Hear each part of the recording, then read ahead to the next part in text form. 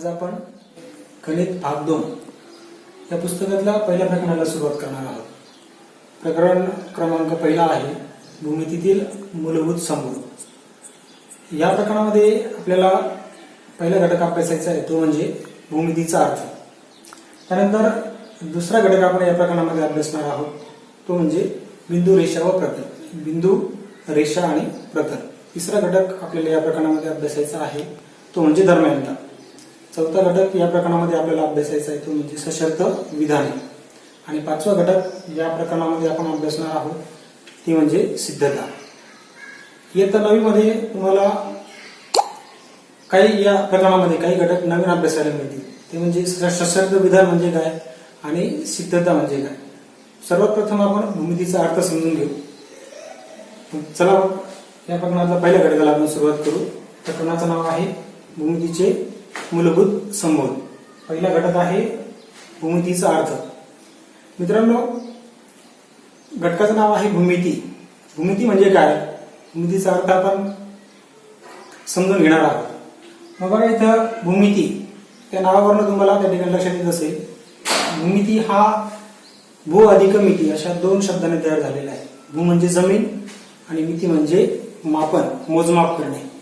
यावरून तुम्हाला त्या भूमितीचा अर्थ लक्षात आला असेल। भूमिती म्हणजे काय तर गणितामध्ये वेगवेगळ्या प्रकारच्या शाखा आहेत। त्या शाखांपैकी गणितातील ज्या शाखेमध्ये त्या ठिकाणी जमिनीचं मोजमाप केलं जातं त्या शाखेस काय म्हटलं जातं, भूमिती असं म्हटलं जातं। पुढचा घटक आहे आपला बिंदू, रेषा व प्रतल। यामध्ये आपल्याला बिंदू, रेषा आणि प्रतल या संकल्पना समजून घ्यायच्या आहेत। मित्रांनो, बिंदू, रेषा व प्रतल या भूमितीतील मूलभूत संकल्पना आहेत। जसं आपल्याला गणितामध्ये त्या संख्या आहेत त्या संख्येची व्याख्या करता येत नाही, त्याच पद्धतीने बिंदू, रेषा आणि प्रतल याची व्याख्या आपल्याला करता येत नाही। परंतु आपल्याला समजून घेण्यासाठी बिंदूची व्याख्या आपण या पद्धतीने अभ्यास करण्यासाठी या पद्धतीने करू शकतो की बिंदू म्हणजे एक डॉट, एक टिंब। मित्रांनो, पेन किंवा पेन्सिल अशा अंकुचीदार टोक असलेल्या साहित्यापासून कागदावर आपण एक टिंब काढला तर तो टिंब म्हणजे त्या घटकामध्ये बिंदू। बिंदू पी, बिंदू क्यू, बिंदू आर, बिंदू एस अशा वेगवेगळ्या उदाहरणं आपण त्या ठिकाणी बिंदूचे बघू शकतो।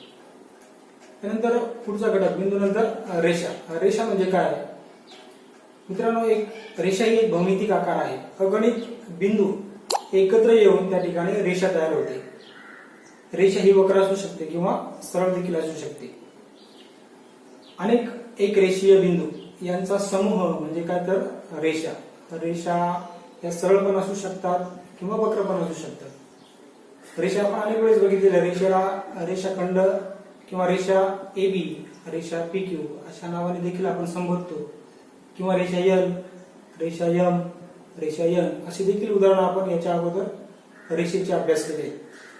त्यानंतर तिसरा घटक या घटकामध्ये तो म्हणजे प्रतल। मित्रांनो, प्रतल हे त्या ठिकाणी प्रतल म्हणजे काय तर आपण थोडक्यामध्ये प्रतलाची व्याख्या कशी करतो, जसा हा ब्लॅक बोर्ड माझ्यासाठी तो काय त्या ठिकाणी एक प्रतल आहे। अशी कोणतीही एक भौमितिक आकृती ज्या आकृतीचा पृष्ठभाग कसा असतो, सपाट असतो। थोडक्यामध्ये सपाट पृष्ठभाग असलेल्या भौमितिक आकृतीला काय म्हटलं जातं, प्रतल असं म्हटलं जातं। प्रतल तयार होण्यासाठी कमीत कमी 3 बिंदू आवश्यक असतात। 3 नैक रेषीय बिंदू आवश्यक असतात। 3 नैक रेषीय बिंदू किंवा एक रेषेवरतीच्या बाहेरील एक बिंदू किंवा 2 एकमेकींना छेदणाऱ्या रेषा किंवा 2 समांतर रेषा असतील यांना आपण थोडक्यामध्ये या सर्वांचं मिळून काय तयार होते, थोडक्यामध्ये प्रतल तयार होते। प्रतलाचा विस्तार हा अमर्याद असतो किंवा थोडक्यामध्ये आपण आता त्या ठिकाणी त्याची व्याख्या करून घेतली की सपाट पृष्ठभाग असलेल्या कोणतीही जर भौमितिक आकृती असेल तर त्याला आपण काय म्हणतो, प्रतल असं म्हणतो। या घटकामध्ये आपण अभ्यासलं बिंदू, रेषा आणि प्रतल। बिंदू म्हणजे काय तर अंकुचीदार टोक असलेला पेन किंवा पेन्सिल याने वहीच्या कागदावर काढलेला एक टिंब म्हणजे काय तर बिंदू। त्यानंतर पुढची व्याख्या आपण अभ्यासली ती म्हणजे काय तर रेषा। रेषा म्हणजे काय तर रेषा ही एक भौमितिक आकार आहे। यामध्ये अगणित बिंदू एकत्र येतात आणि त्यापासून काय तयार होते, रेषा तयार होते। रेषेची उदाहरणं आपण बघितली, रेषा बिंदू P, बिंदू Q, बिंदू R। त्याच पद्धतीने रेषेची व्याख्या आपण त्या ठिकाणी अभ्यासल्या। रेषा एल, रेषा एम, रेषा एन या सर्व रेषेची उदाहरणं आहेत. त्यानंतर पुढचा घटक आपण यामध्ये अभ्यास करतो म्हणजे काय तर प्रतल. प्रतल म्हणजे काय तर तीन नैक रेषे बिंदू किंवा एक रेषा व तिच्या बाहेरील एक बिंदू किंवा दोन एकमेकींना छेदणाऱ्या रेषा किंवा समांतर रेषा या सर्वांचं मिळून काय तयार होते, एक प्रतल तयार होते. आणि प्रतलाची मर्यादा कशी असते, या ठिकाणी विस्तार हा कसा असतो, अमर्याद असतो. टॉपिक आहे आपला बिंदूचे निर्देशक व अंतर. टॉपिकचं नाव आहे बिंदूचे निर्देशक व अंतर. त्याला इंग्रजीमध्ये म्हणतात coordinates of points and distance. या ठिकाणी तुम्हाला एक संख्यारेषा दिसते. संख्यारेषा या ठिकाणी दिसते. संख्यारेषेवर या ठिकाणी 0, 1, 2, 3 अशा सर्व धनसंख्या उजव्या बाजूला आहेत आणि डाव्या बाजूला सर्व ऋणसंख्या आहेत. ऋणसंख्या तुम्हाला दिसतात. -1, -2, -3, -4, -5. या संख्यारेषेवर तुम्हाला काही बिंदू पण दिसतात मित्रांनो. जसं इथे बिंदू ए आहे, बिंदू बी आहे, बिंदू सी आहे, बिंदू ओ आहे, बिंदू डी आहे, बिंदू ई आहे. हे सर्व बिंदू त्या संख्या रेषेवरचे कोणकोणते बिंदू संख्या दर्शवतात. संख्या रेषेवरचे हे सर्व जे बिंदू आहेत त्या कोणत्या संख्या दर्शवतात ते पण आपल्याला इथे दिसतंय. जसं ए हा जो बिंदू आहे तो कोणत्या संख्येशी निगडीत आहे, तर ती संख्या आहे -5. काय ती संख्या -5. बी हा जो बिंदू आहे तो कोणत्या संख्येशी निगडीत आहे, -3. सी हा जो बिंदू आहे तो कोणत्या संख्येशी निगडीत आहे, -2. याचप्रमाणे पुढे ओ हा बिंदू 0, डी हा बिंदू -1 किंवा 1, ई हा बिंदू 3. हे सर्व जे बिंदू आहेत हे काय करतात, कोणत्या तरी संख्येला दर्शवतात ते, बरोबर आहे की नाही. म्हणून या ज्या संख्या आहेत तिथे आपण जर बघितलं तर या संख्यांना आपण काय म्हणतो, त्यांचे निर्देशक असं म्हणतो. थोडक्यामध्ये ए हा जो बिंदू आहे, या ए या बिंदूचा निर्देशक कोणता आहे, -5. संख्या रेषेवरील दिलेले बिंदू कोणत्या संख्येशी निगडीत आहेत किंवा ते कोणती संख्या दर्शवतात त्या संख्येला आपण काय म्हणतो, त्या बिंदूचे निर्देशक असं म्हणतो. दिलेल्या संख्या रेषेवरचे बिंदू त्या संख्या रेषेवरचे कोणते बिंदू दर्शवतात त्याला आपण काय म्हणतो, त्या बिंदूचे निर्देशक असं म्हणतो. इथे आपण जर बघितलं ए हा जो बिंदू आहे हा बिंदू कोणती संख्या दर्शवतोय, -5 ची संख्या दर्शवतोय. म्हणून ए या बिंदूचा निर्देशक काय आहे, -5 आहे. आपण इथे टॉपिकला नाव दिलेले बिंदूचे निर्देशक तेच आपण या ठिकाणी अभ्यासतोय. ए हा जो बिंदू आहे ती कोणती संख्या दर्शवतोय, -5 ची संख्या दर्शवतोय. म्हणून ए चा निर्देशक काय आहे, -5 आहे. या ठिकाणी लिहितो मी ए या बिंदूचे निर्देशक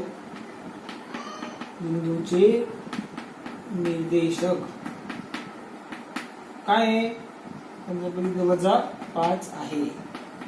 त्यानंतर हा जो बी बिंदू आहे तो बी हा बिंदू कोणती संख्या दर्शवतोय, इथं आपण बघितलं तर बी हा जो बिंदू आहे कोणती संख्या दर्शवतोय, बी हा बिंदू ऋण किंवा -3 ही संख्या दर्शवतोय. म्हणजे त्याचा निर्देशक काय, मग बी या बिंदूचे निर्देशक काय आहे, -3 आहे. याचप्रमाणे आपण जर पुढे बघितलं ई हा बिंदू आहे, ई आता संख्या रेषेवरचा ई हा जो बिंदू आहे ती कोणती संख्या दर्शवते, 3 ही संख्या दर्शवते, बरोबर. म्हणून त्याचा निर्देशक काय असेल, 3 असेल.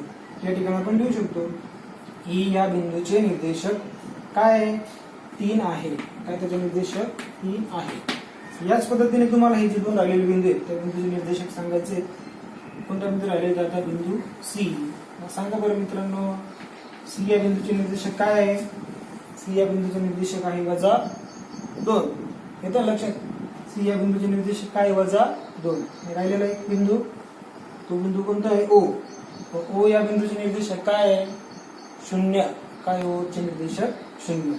सी चा -2 आणि ओ चा निर्देशक काय आहे, ओ चा निर्देशक 0. लक्षात, संख्या रेषेवरचे जे बिंदू आहेत ते बिंदू त्या संख्या रेषेवरील कोणती संख्या दर्शवतात त्या दर्शवलेल्या संख्येला काय म्हटलं जातं, त्या बिंदूचे निर्देशक असं म्हटलं जातं. काय म्हटलं जातं, त्या बिंदूचे निर्देशक. आता पुढचा घटक आहे आपल्या याच्यामध्ये, तो म्हणजे काय तर बिंदूचे निर्देशक व अंतर. आता दोन बिंदू मधलं अंतर कसं काढायचं हे आपण आता यापुढे अभ्यासणार आहे. दोन बिंदू मधलं अंतर. मग आता या ठिकाणी आपल्याला दिसतात काही बिंदू, जसं A B C O D आणि ई असे बिंदू आहेत. यापैकी कोणत्याही दोन बिंदू मधलं अंतर आपल्याला काढायचं आहे. ते कसं काढणार, या ठिकाणी आपण जर बघितलं बी आणि डी हे दोन बिंदू घेतले, बी व डी या दोन बिंदू मधलं अंतर काढण्यासाठी काय करावं लागतं, या दोन बिंदूचे निर्देशक कोणते ते आपल्याला अगोदर ठरवून घ्यावे लागतं. या ठिकाणी आपण जर बघितलं बी या बिंदूचं निर्देशक काय आहे, -3 आहे. आणि डी या बिंदूचं निर्देशक काय आहे, आपण अगोदर आताच अभ्यासलं. डी चं निर्देशक काय आहे, 1 आहे. काय आहे डी चं निर्देशक, 1. आता या दोन बिंदूमधलं अंतर काढण्यासाठी अगोदर आपण त्यांचं काय लिहून घेतलं, निर्देशक लिहून घेतले, बरोबर आहे की नाही. आता या दोन बिंदूचं अंतर काढायचं आपल्याला. या दोन बिंदूंमध्ये त्यांचे जे निर्देशक आहे त्यापैकी कोणती संख्या मोठी आहे आपण जर बघितलं तर -3 आणि 1 यापैकी मोठी संख्या कोणती, तर ती संख्या आहे 1. ही संख्या -3 पेक्षा काय आहे, मोठी. येतं लक्षात, 1 ही संख्या काय -3 पेक्षा मोठी आहे, कारण ही ऋण संख्या आहे. ऋण संख्येपेक्षा धनसंख्या या नेहमीच काय असतात, मोठ्या असतात. आता यांचं अंतर काढण्यासाठी आपल्याला काय करावं लागतं, बी आणि डी मधलं अंतर या ठिकाणी लिहितो मी. लिहिताना या पद्धतीने लिहितात. डी म्हणजे काय, distance. Distance between B and D.